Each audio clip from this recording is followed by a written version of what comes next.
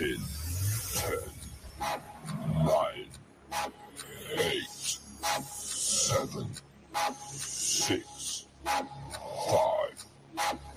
4, 3, 2, 1, go.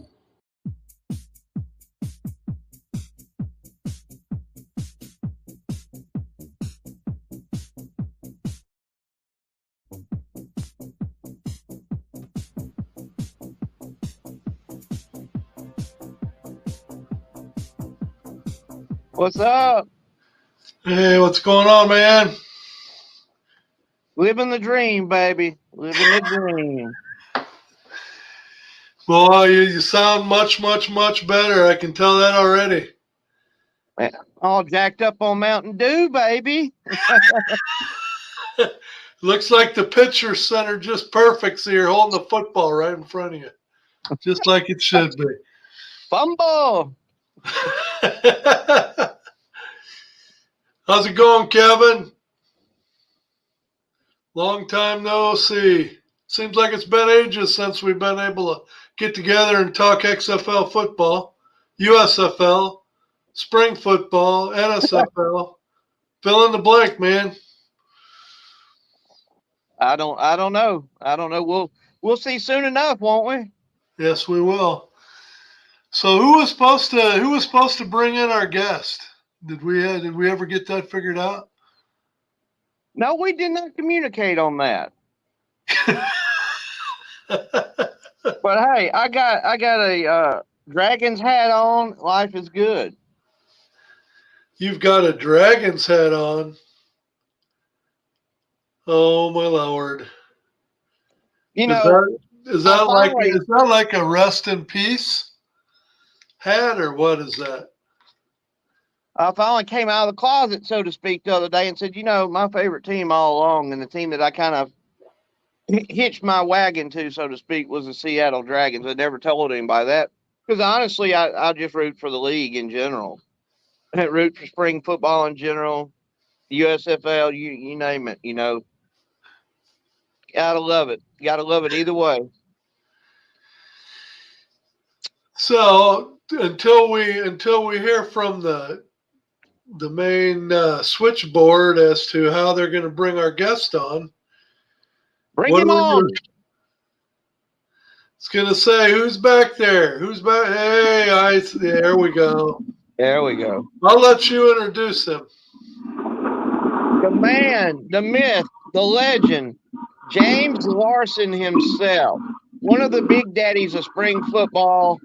He works with Pro Newsroom, USFL Newsroom, and I can't remember who else, but James Larson. What's going on, Captain? Hey, how's it going? Thanks for having me on today. Absolutely, man. I hate you're in the car. Where are you driving to? Where are you at? Yeah, I'm sorry about the car noise. I told them before I came on that I already planned to drive tonight. Long story short, I live in downstate Michigan, but I'm driving up north to visit my family this week. So sounds like he's driving through a snowstorm. Thankfully, not yet, but I'm sure once I get a little bit more north, the temperatures are going to drop.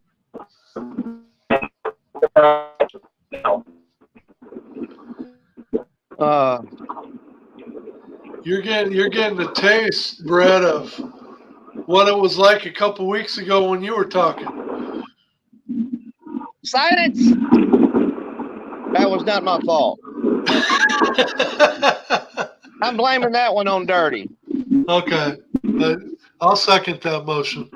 Hey, James, thanks again for coming on the show, man. We'll have to get you back on the studio. What's that? Oh, absolutely. If the audio sounds pretty bad right now, or what? Yeah, the audio is pretty bad. It kind of sounds like you're in a wash machine. Oh boy. Well, if you'd like me to come on another time, that's fine with me. Well, talk a little bit. Maybe we can work through it. What's the latest, James? What are we hearing Whatever on works for the you guys. announcement date?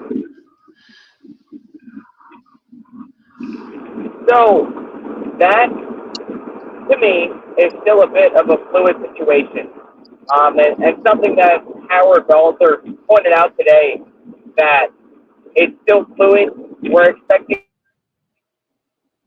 Thanksgiving. I think we see something next week. That would be my guess, just based on what I've heard and based on just the patterns that have been set from the league in the past of making a lot of announcements on Thursdays. If we get another Thursday announcement, which I think we could, we'll probably see maybe November 16th. But that's a guess. That's nothing concrete. Yeah. I know we've heard November 13th quite a bit here recently, and well, I guess we'll just have to wait and see. I hear everybody's meeting this week. Is that correct? Yes. There are meetings going on right now from today through Friday. Where are they meeting at? I'm just curious. Is that in Los Angeles, or where are they meeting at? Probably Los Angeles. I know the last batch of meetings were in LA. I'm not 100% sure where these are, but I would assume Los Angeles is the place once again. Well, Ed, James, road trip? Road trip. Road trip? Oh, boy. Road trip. So here's so everything that you're able to tell, are you still leaning the 12-team league, 8 USFL, 4 XFL? Yeah, so like I reported a couple of weeks ago, it's sounding like it'll be a 12-team league, and the goal is to keep all 8 USFL teams. Something to keep in mind is that there's still a whole bunch of regulatory things to work through, especially from a legal standpoint.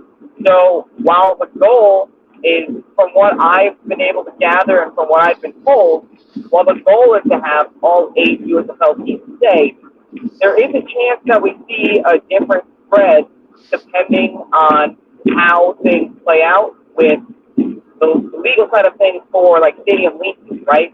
Because if they can't get out of some of these leases in some of those XFL cities, then they might be stuck playing there. So I still think it's going to be 8-4, but that is a bit of a fluid situation, which I think will get finalized this week. Have you heard anything about what they plan to do as far as hubs versus playing in home cities and whatnot? You read my mind. Yeah, on that end, I think, like I said, with it being so fluid, they're still figuring out what teams are going to be in this league, and they're still working through the legal logistics of where they can actually play. So once that's sorted, I think we'll get more clarity on where they will be playing. Will it be a hub system? I would assume that hubs are in play, just based on what we've seen with it seeming like Fox more at the helm here. I don't see them. I mean, if it's a 12-team league, I'd say it's unlikely we see all 12 teams in 12 cities. But we'll see. Time will tell. What are you hearing on coaching staffs? This is one thing we haven't heard a whole lot about, and many people hadn't mentioned.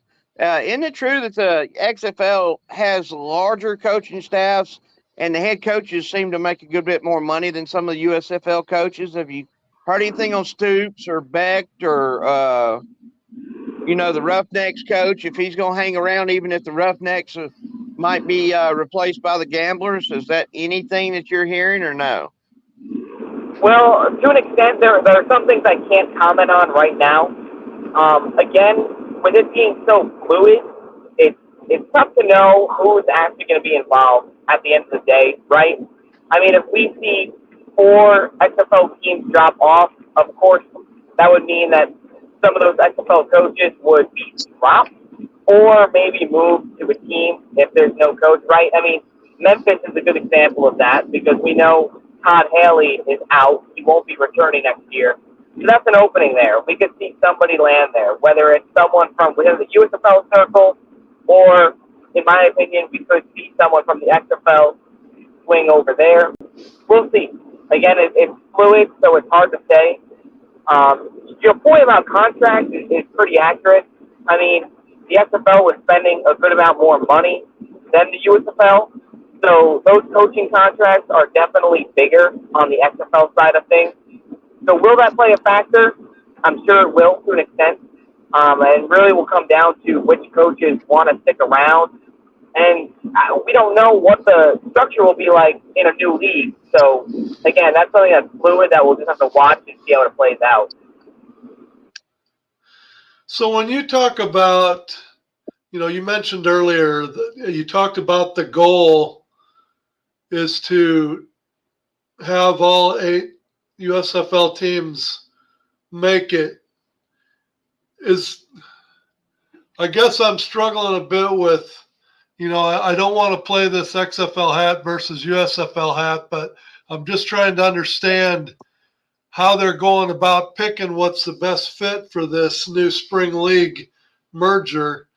If you say that the goal is that all 8 USFL teams are still in the league, is this truly a merger, or is this something more of a buyout where the USFL has all 8 teams and they're just seeing what they want to add to it?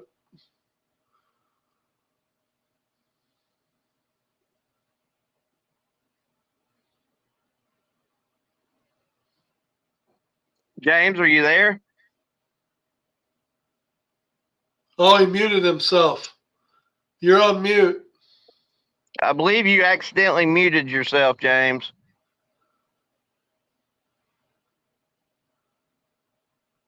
maybe he didn't want me to hear his answer.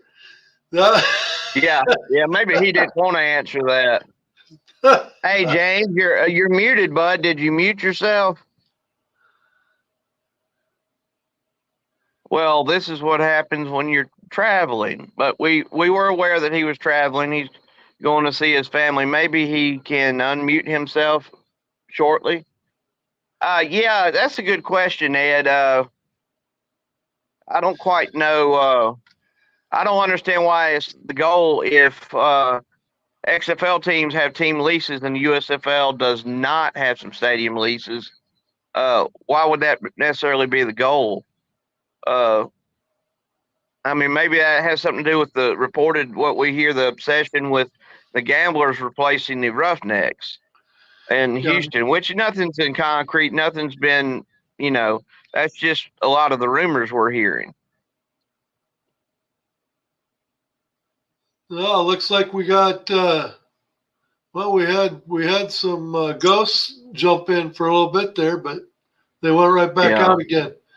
So I guess someone shared earlier, Ed, the difference in the following of the Gamblers and Roughnecks on Instagram, Facebook, Twitter, on and on and on. And it's not even really a competition. It's not even a comparison. So I've expressed, even though I'm quote unquote a USFL fan, I'm an XFL fan too, but I have some real major concerns about that, and it don't make good sense to me. But we'll see. Nothing's been announced once again. The Battlehawks are going absolutely nowhere. That was never a threat, and they're playing at home. From what I gather, there's going to be at least 8 to 10 teams playing in their home cities. That's what I hear. We'll see if we can get all 10 or 12 in their home stadiums in year one. So we'll see. Well, as we talk about the viewership, and we talk about what teams are viable and what teams make sense, it seems to me that when you talk about it being a goal to have all 8 USFL teams, looking at some of the numbers on these teams, I don't know that is part of a sensible goal. I mean, you look at some of the bottom viewership of the USFL. I mean, the New Orleans Breakers, Pittsburgh Maulers, I mean, the Pittsburgh Maulers averaged 372,000 viewers a game for their regular season. And so it's like, yeah, granted, they made the championship game of the league, but when you're promoting a United Spring League, National Spring League, are you really setting yourself up to succeed when your goal is to have teams in there that are at the bottom of viewership? I mean, how does that promote your league? Well, if they can get them in their home cities, I think that will totally change. Yeah, but they've got to do that first. But there again, we're spitballing right now. We're throwing stuff up against the wall, trying to figure out what's going to stick. And until we get some official word, it's again why we didn't have a show last week. We wanted to bring James on this week, and he's traveling. Hopefully, we can get him back on here momentarily. See if Dirty or someone can reach out to him and get him back on. But yeah, it don't. The whole Roughnecks Gamblers thing just has me beyond. And I find it funny because, again, I'm one of those few fans that I'm not blinded by fandom. Like I said, I piss XFL and USFL fans off evenly because I guess they don't like the truth. But I find it cute when the USFL fans say, "Oh, it makes all the sense in the world that the gamblers. Oh, the gamblers are how does that make any sense other than the fact they play for your league? It makes no sense. None. And here's one of the comments for Denzel says, that's what bothers me. You have leases on stadiums in your hands, and you want to let some of them go for teams with no leases. And, Jimmy follows up by saying it's called poor marketing.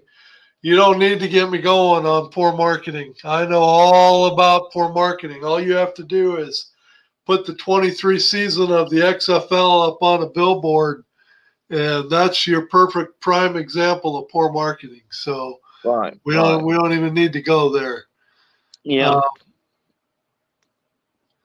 And we knew they were going to have some type of draft because you're going to go from 16 total players or 16 total teams, with both leagues to 10 or 12. So there is going to be a draft. Wouldn't they say nothing's again official, but we're hearing right before Thanksgiving, right? So that's just, 2-3 weeks away. So we've got a lot to do in a short time to get there, so to speak. Well, and what they talk about too is, the rumor was, one of the rumors out there, again, we're just talking rumors because there's nothing out there concrete yet. But part of the rumors was the Redbird Capital and Danny Garcia and The Rock and everything, they were all gung-ho on working with the USFL and trying to figure something out after last season so that we could merge. So at the same time you're saying that, you put up something on Facebook that says 2,249 players, 8 showcases, 8 cities, 200 combine invitees, 1 combine. And it's like, for what?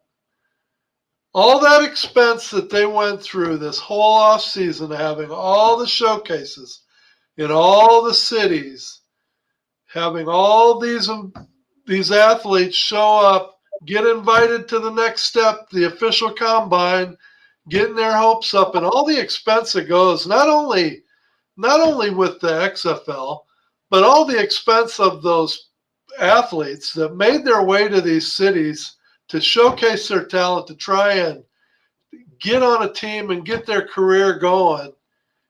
And what is all this shown?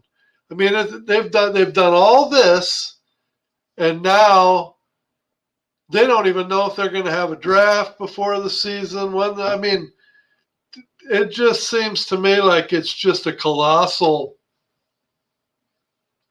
fill in the blank. It's just, and does it take a rocket scientist to know that every single day that goes by, today, tomorrow, the next day, and the next day, they make this league more of a joke and more of just people taking pot shots at the league, not taking it serious.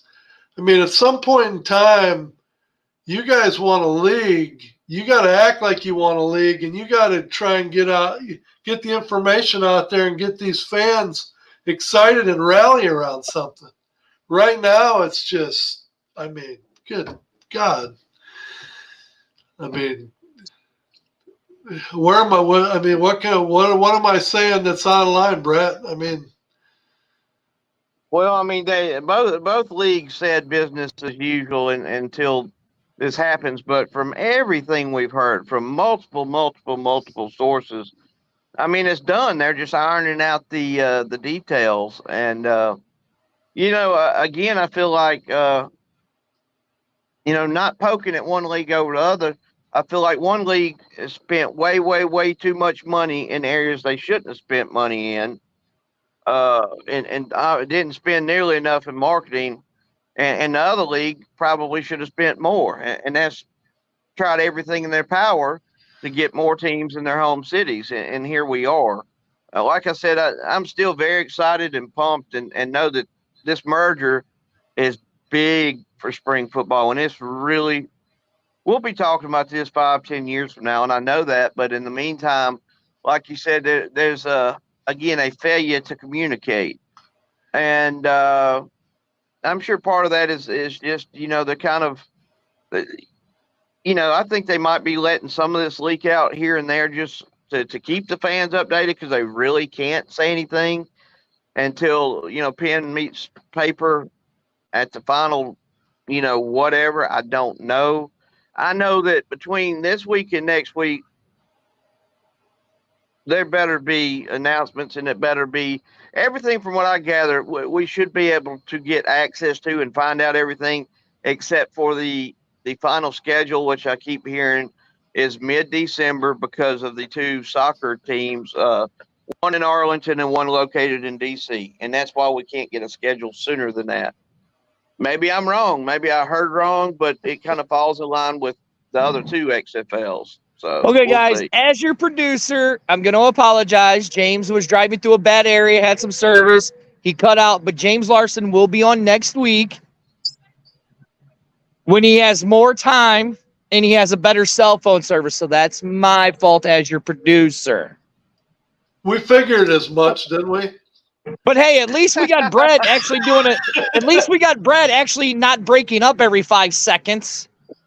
Hey, bro. I kind of like his new studio there. Yeah. I gotta go. Get back to the show. You guys are doing good.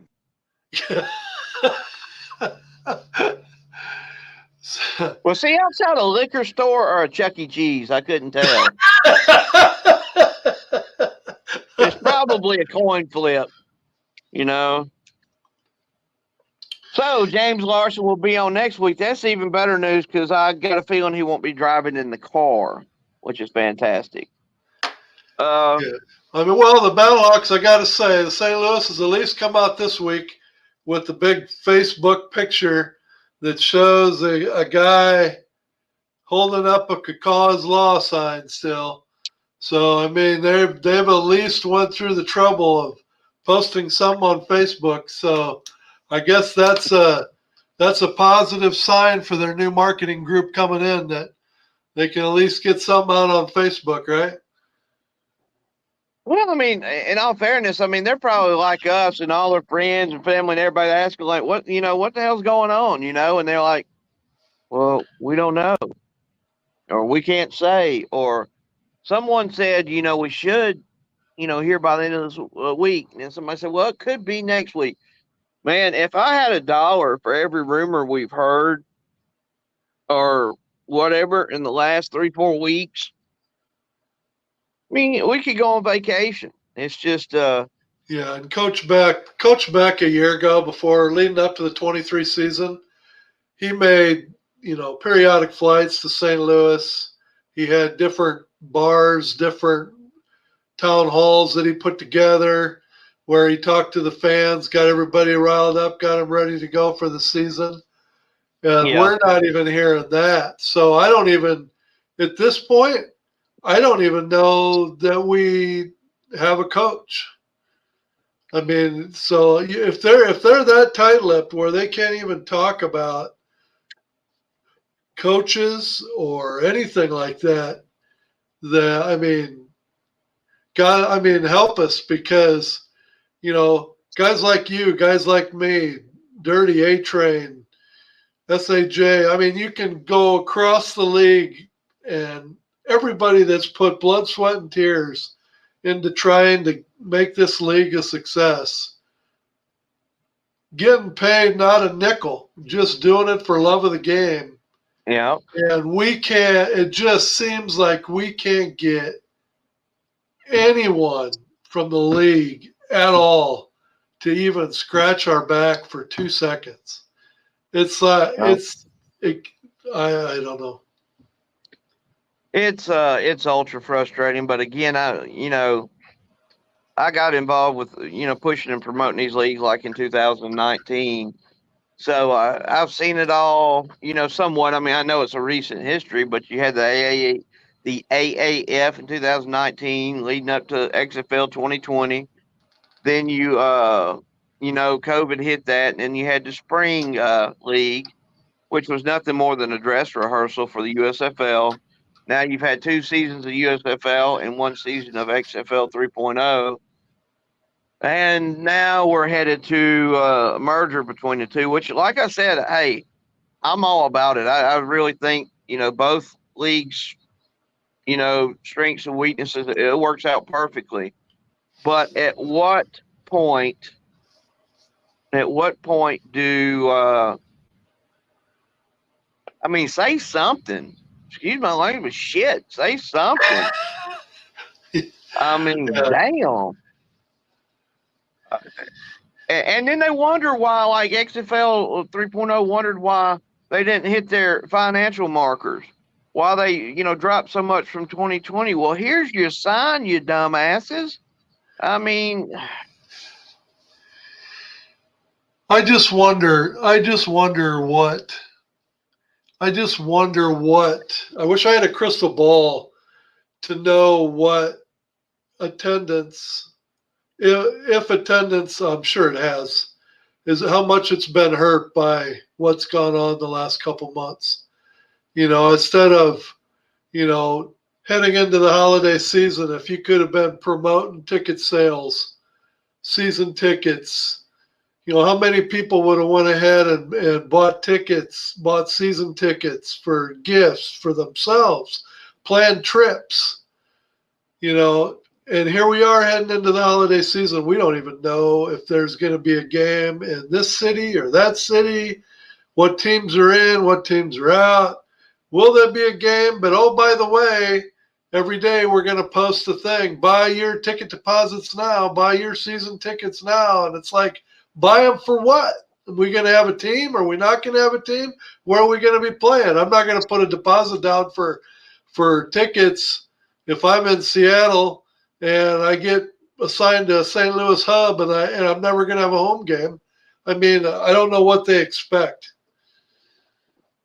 And the only information that any spring football fan has is from folks like us that, on Twitter or with our Facebook groups or our podcast. Other than that, the XFL or the USFL fans wouldn't really have nothing to go on. I mean, all they would have right now is we intend to merge. Okay. When, where, why, how? I mean, they should be giving us some type of update every week, even just to say hello. We're on schedule. Nothing has changed from our last. But to sit there and expect USFL or XFL fans to put deposits and buy tickets, not knowing how many teams, where they're playing, which teams are going to make it to year one, which teams aren't. I mean, come on, man. Once again, that shit's just lame. That's ultra lame. And they shouldn't be asking their social media people to even post that stuff, because the social media people don't know no more than we do. I talk to some league people and they watch our podcast and watch our post in our groups. That's how they know anything. I mean, it's like, I mean, these people are all working out knowing if they're going to have a job in a couple of weeks. It's astounding. And both leagues are at fault. It's not just one, you know. Now they end this together. So, yeah. And so if you was a betting man and you had to put your life on it, you've heard enough so-called leaks out there. right. What if you had to put your last dollar you ever had your name on the line, what makeup are you going with? I mean, we keep hearing two different things. 8-4 and 5-5. I mean, look, Birmingham's going to play in Birmingham. Memphis going to play in Memphis. Michigan going to play in Michigan. Somebody going to play in Canton. We keep hearing, of course, St. Louis going to play in St. Louis. D.C. going to play in D.C. San Antonio's going to play in San Antonio. Arlington and Arlington. So there's 8 teams right there playing in their quote-unquote home city. Hopefully, Canton and the XFL, USFL will give them their own team this upcoming season. Remarket them just like they did with the Tampa Bay Bandits when they made them the Showboats. Call them the Ohio Blitz, Ohio Gold, Ohio Legends, something. So there's 8 teams playing in their cities. And, you know, we've heard other rumors that they were working on New Orleans and a couple other cities. So, you know, I think the majority of fans that's going to follow the league no matter what is going to be happy because it seems like about 80 or 90% is going to be playing in their home cities. But we still don't have an exact anything, you know. So you got it to 8, right? 8-4 or 5-5. That's Okay. I know So that's you a got big variation. So you got it to 8, where you was pretty sure, and I would have to say I agree with all those. So if we got 8 that you and I would both consider for sures.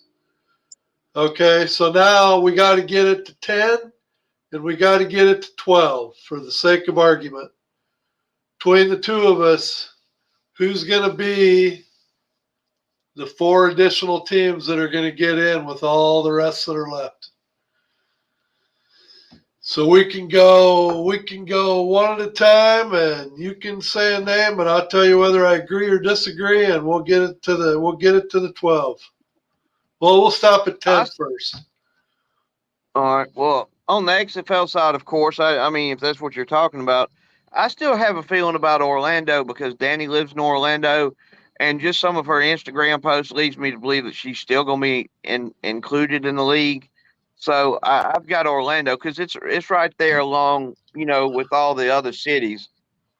So I'm taking Orlando.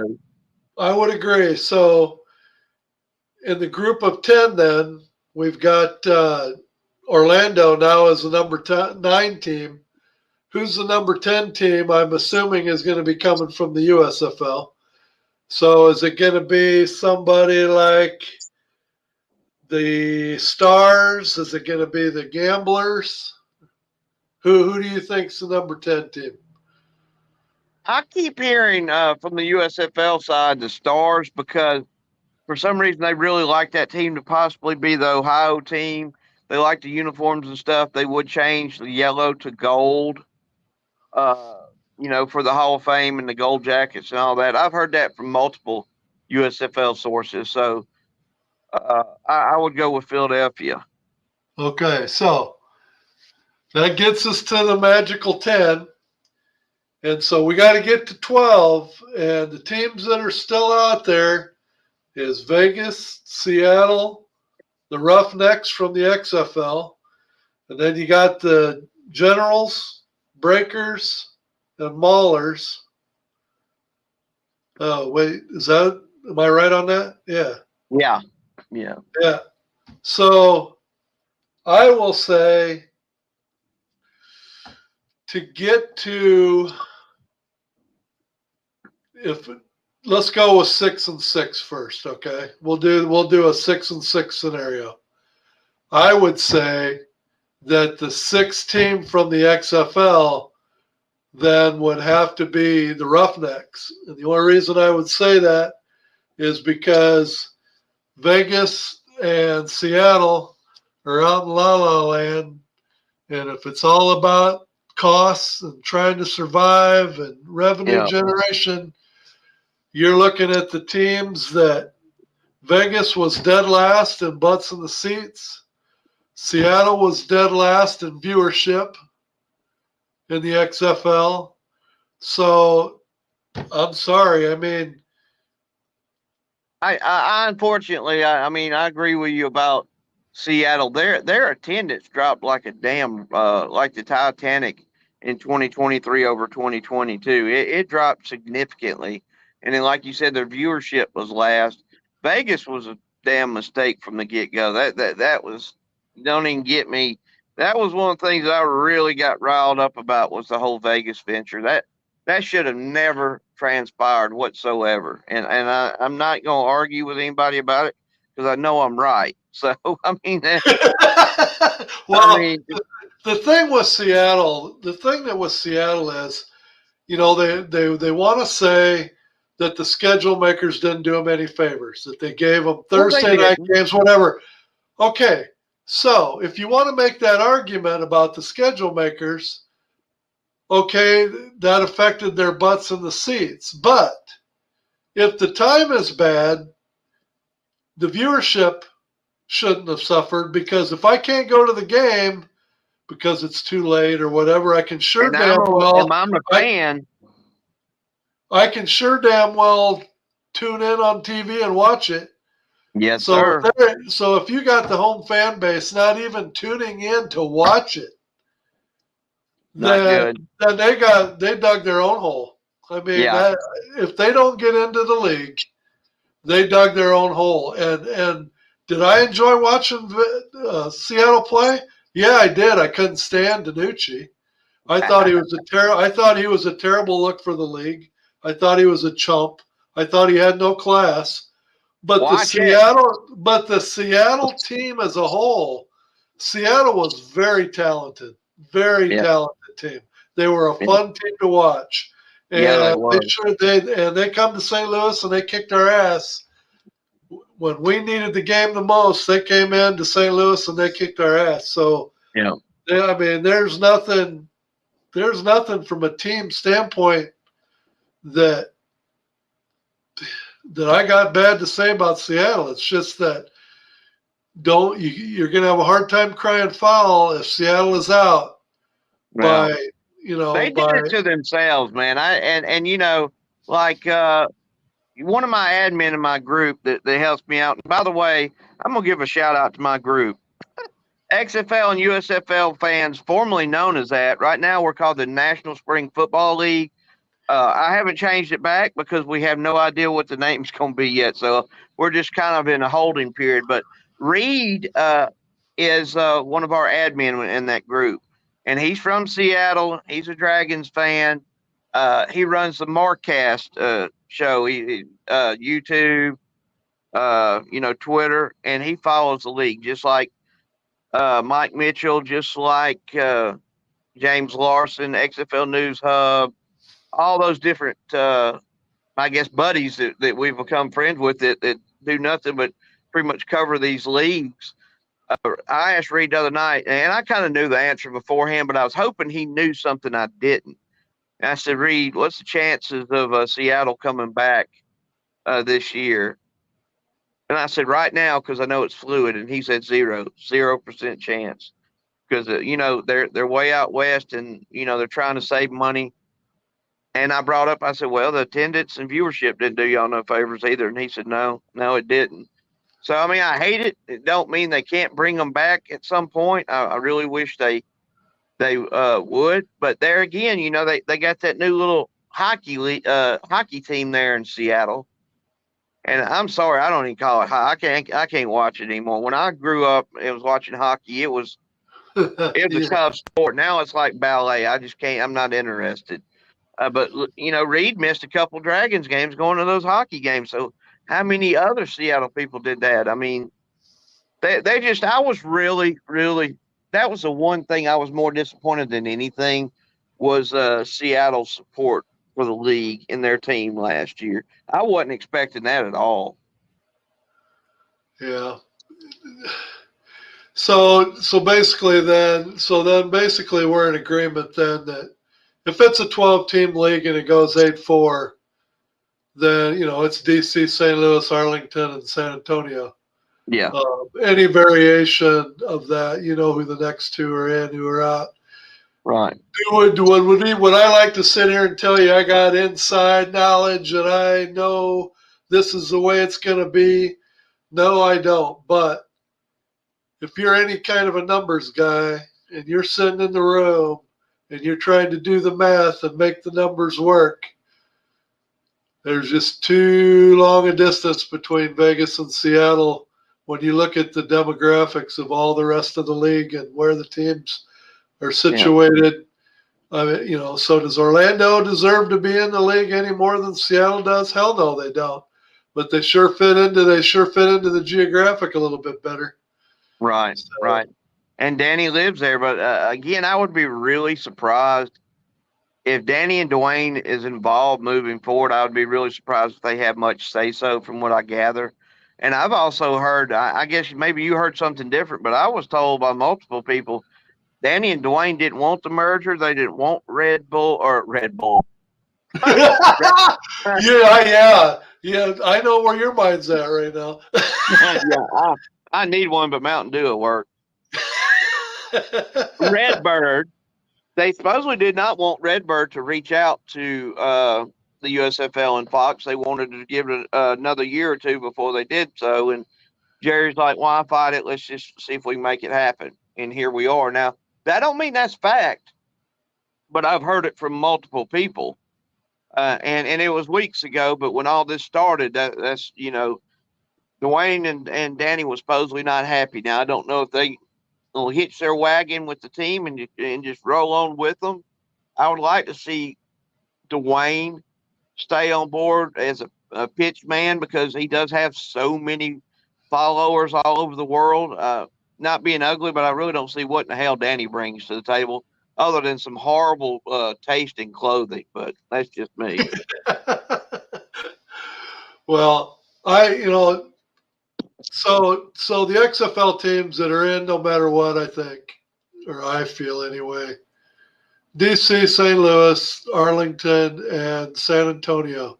Now, when you're talking about Seattle and you're talking about Vegas, would they be great teams to have in the league? Absolutely. So as a year, 2, 3 years goes by and you start establishing a league and you're looking for expansion, then yes, you can definitely start that West Coast back up again. You got Seattle, Portland, you got Reno, Vegas, you got California.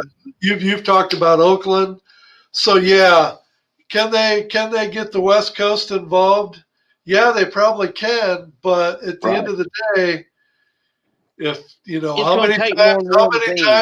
how many times can you start up a spring league before everybody just finally turns their back to it? So, this is kind of one of the last Mohican chances, I think, that they're going to get.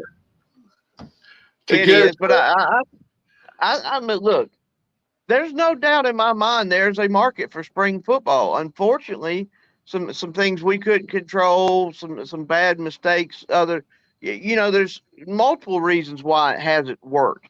But I feel like going into year 3 with the USFL, year 2 the XFL, and this new regime, look, there's a market for it. There was a post I made probably 6 months ago, and it showed the top 100 TV shows in America last year. And I want to say 91 or 92 of them were football games. Baseball is no longer America's pastime, and unless you've been asleep for the last 20 years. It is football. And look, I understand you're not going to get right off the bat 10, 15 million in viewership, but 5 years from now, can you have 2 or 3 million watching a spring football game at a time? Hell yes. But we've got to get to year 3 and 5 before that can be proven. Well, baseball is losing its luster. I don't care what anybody says. Absolutely. There would have been when even here in St. Louis with the Cardinals, every year, for the most part, they were always a playoff team, right? But even the years that they didn't make the playoffs, up until the end of the season, there was always 30+ thousand butts in the seats for every game. Right. This year, when the team's record went south, so did their attendance. By the last month of the season, was sitting empty. And I didn't watch any of the playoffs in baseball till I got to the World Series. And I finally forced myself to sit down and watch a game. And it just so happened to be the game that the Rangers just beat the living shit out of the Arizona, like 10 or 11-0 or whatever. And I thought, now I know why I wasn't watching. So I went right back to not watching it. But I think, one of the biggest hurdles too, not only pissed off fans about, not the way this whole thing's been handled, but then once the merger does happen, and now you've got USFL fan bases and XFL fan bases, we got to learn how to coexist, and we got to learn how to promote this league for the betterment of the league. And doesn't mean you can't have an AFC versus NFC scenario where it takes one faction a little time to warm up to the other faction, and you start off and you just don't like each other. There's nothing wrong with that. But eventually there has to be enough respect there for all the fan bases to realize that we need each other if this league is ever gonna make it. Well, you've seen some of my posts and some of my comments in my group, and I'm going to tell you what, it is the pettiest shit I've ever seen. I feel like I am trying to referee two schoolgirls over, fighting over a boy in 6th grade or something. It is the pay, and some of the stuff they say, like the USFL fans saying, "Oh, we hope we protect all of our teams," and yada yada yada. Why? Half of them ain't got a damn fan base. Are you stupid? I mean, they don't have a fan base. And then the Gamblers are, that's a better name and a better logo and a better this. Okay. Opinions are like, you know what? And you have one that has a following and a fan base, and the other one does not. And that's just the truth of it.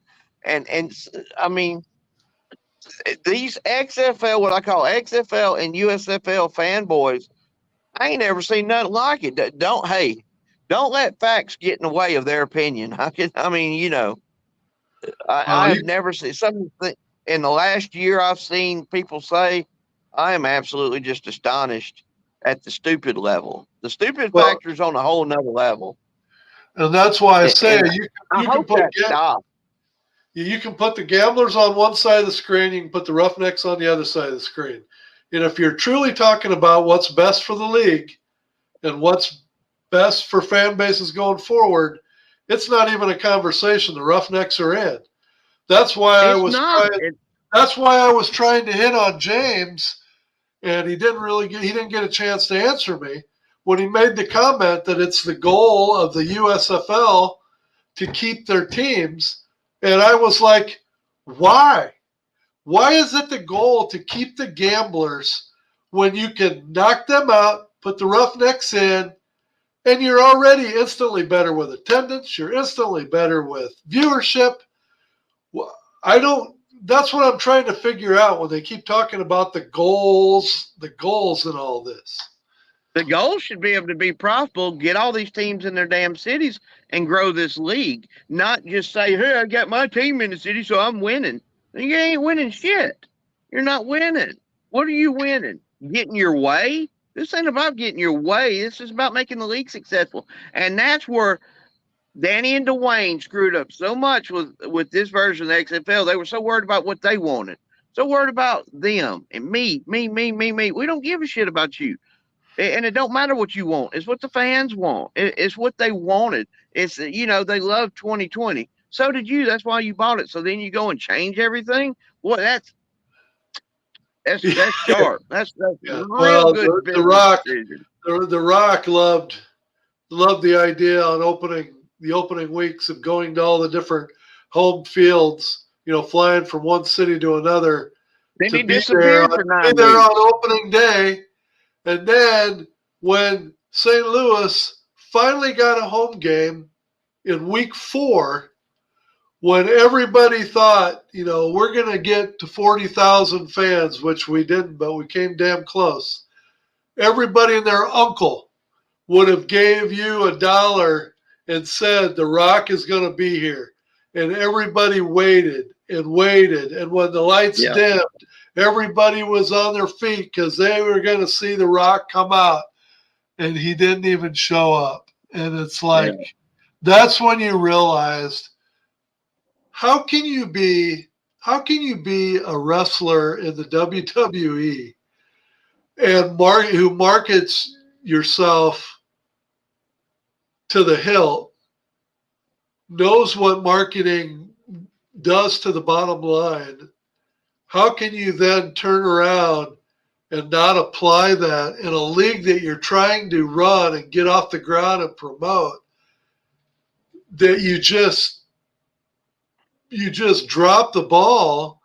And then, when you find out how upset the fan base got that you weren't there, you could have turned around at the very next weekend's home game and showed up, and damn well St. Louis fans are forgiven as forgiven can be. They would have been on their feet. They would have been, life would have been good. You even screwed the pooch in week 2. In the second home game in week 4. No, that would have been week 5 because the first 3 were on the road. 4 and 5 was at home. Week 5, he could even made an appearance in week 5. And life would have been good, and he still screwed it up. So, I don't even know what to say about it. Man, I can just imagine, you got 35, 40,000 people in the stand, and The Rock comes out there in a damn 54, Battlehawks jersey. And on the back it says The Rock, or something, and he's yelling in the microphone and just talking so great about the city of St. Louis and their fan base and all that. And like you said, he did nothing. And I'm like, well, I heard through the grapevine that, Redbird and Jerry Cardinal thought that, they put a lot into Rock and his following, and it just didn't come through like they thought. Well, shit. He just went to 2 or 3 stadiums in week 1 and then disappeared to the championship game. Was he ever around until the championship game again? Like, you put stock in that? Like, what the hell was he doing for 10 weeks? I mean, look, both these leagues got a lot of work to do, but I'm telling you, we're headed in the right direction with both leagues merging. But you're absolutely right. The fans, excuse my language, have to get their heads out of their asses and not be so obsessed with the XFL. I'm the USFL. I'm talking about some of these people are some intelligent folks, and some of the biased stuff they say, it's like, I'll tell them, take your XFL glasses off for a minute. Take your USFL glasses off for a minute and think before you speak, because what you just said was stupid, and they actually, you could put it into paper and show it to these people and they will still argue with you. We've got to get beyond that. And, I catch them still fighting in the group all the time. I'm like, hey guys, we're pretty much all together. Yeah. We're together. We're in this together now. So what are we arguing about?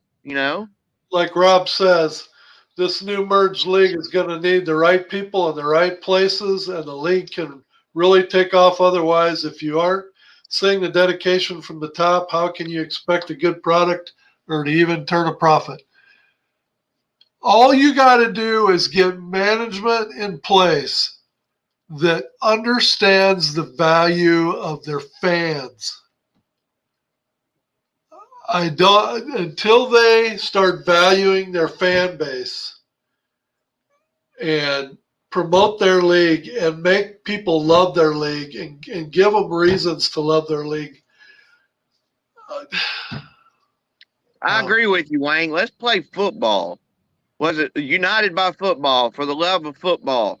How about our new slogan, United by Spring Football? How about that one?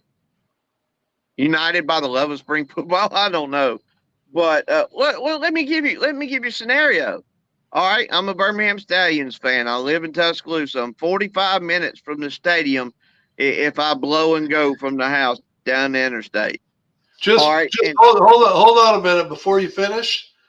All I want to say is, now that we know, we already knew, but now that we know you're a Birmingham Stallion fan, us St. Louis fans are going to expect nothing but respect for our quarterback, AJ McCarron, when he goes to Birmingham and sticks it to the Stallions. How's he going to stick it to the Stallions when he's going to be playing for said Stallions? You heard it here first. Woo! That ain't gonna happen. We're gonna have a trade. AJ, come home, baby. We love you, man. Hey, I'm right here in T-Town, where you became famous. You won 3 national championships. You there 35,000 asses in them seats every game. But back to that before I forget. USFL was disappointed and the Birmingham attendance this year. And of course, when I was talking to one of my ticket guys, I probably did what I usually do. My face turned red and I probably said some things I shouldn't have. But look, that's why I'm such a big proponent of February football. Start February, we end at the end of April. Look, in May and June in Alabama, it's hot as 300 hells. It's hot as the hinges of hell down here. And if you're going to continue to have these damn games at 11, 12, 1 o'clock in May and June, well, guess what? Your attendance is going to suffer. You know what I mean? Yeah. Because the first game this year was a night game, had a fantastic crowd. The other 5 games that we played at Protective Stadium were during the day. They got worse and worse as it went along. And then all of a sudden, hey, you had a night game for the playoff game. Here's your sign. You got to figure out which one's more important. If you're going to have a league that starts in April and you've got Birmingham, Memphis, Arlington, maybe Orlando, Houston, you better have night games and just stick with the day games in the domes like San Antonio, St. Louis, Michigan. I mean, it's not that hard, guys. It is really not that hard. Well, but if you're going to have games at 90 or 95 degrees, guess what? You're not going to have a good attendance. That's breaking news, and you're welcome. That's why you start the season in February. You've got the domes, stadiums pretty much where you need them. I mean, Detroit, that's going to cover Michigan's ass. I mean, St. Louis, but, what we like to think is winter is not winter. So, I mean, they can say what they want about winter. Mike. St. Louis doesn't have a winter. But February to May is the best case scenario because once schools get out, you got sports, you got vacations, you got great weather, you got water, you got beaches, you got boats, you got everything that people want to do in the summertime. And football, unfortunately, is not going to get the lion's share, not in the summer. So you start the league in February. Boats and hose. So unless you got anything else, Brad, I think that's going to wrap it up for this week. We will plan on next week, as we've been promised, that we're going to get a return version of James Larson, and this time he's going to be ready to really tell us some good stuff. And hopefully some news will break by then, but if not, maybe there'll be enough leaks that he'll be able to give us some real hot stuff, something to tide us over anyway. Well, you know what Monday night is next Monday night. Yeah, you know what Monday night is, right? Next Monday night? February. Jesus. I need another Red Bull or something. November 13th. That's when we Oh keep hearing that something's gonna break. So are we going to have to do a marathon show? We'll start at 8, and if they haven't made an announcement yet, we'll just stay on until the announcement's made. How about that?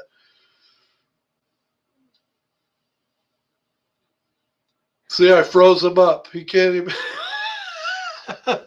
Not happening. Some of us have to go to work in the morning. Oh, God. Anyway, so we'll see. We'll have James Larson back on the show next week. 8 o'clock. Be there. We'll see you then. Because after all, everything we say is nothing but the bottom line, baby. Have a good one.